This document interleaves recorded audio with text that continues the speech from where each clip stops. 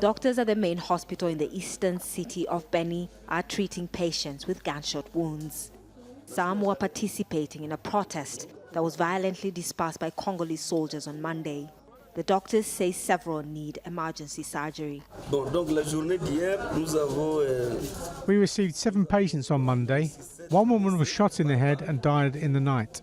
3 are in critical condition. Also in the hospital are victims of recent attacks by the Allied Democratic Forces, or ADF, rebels. They've killed more than 100 people in 1 month and up to 2,000 over the past 5 years. Kavira Lamama says her 3 children and 3 other relatives were killed during one of the latest attacks. Her remaining son was nearly killed too.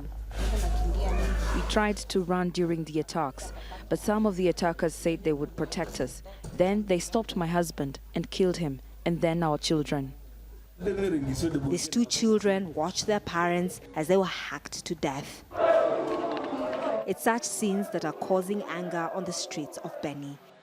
Protesters accuse the UN mission here and government forces of not doing enough to protect them from rebel attacks. They want the UN out of the region. People have also been protesting in North Kivu's provincial capital, Goma. They say the security situation in Beni is not acceptable.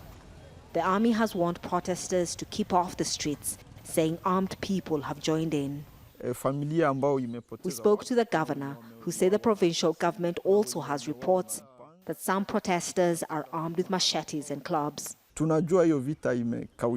We know it has taken a long time for the security forces to contain ADF, and the group has caused a lot of harm.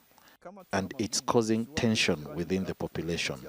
But protests won't solve the problem. Even some politicians are telling the armed group Mai Mai to join in the protests. The only solution is to support the military. But the sentiment by many protesters is that they won't relent.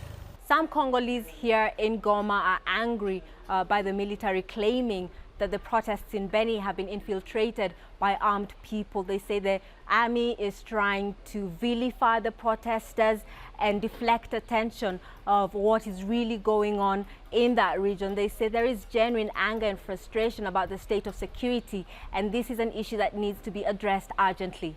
Catherine Soy, Al Jazeera, Goma.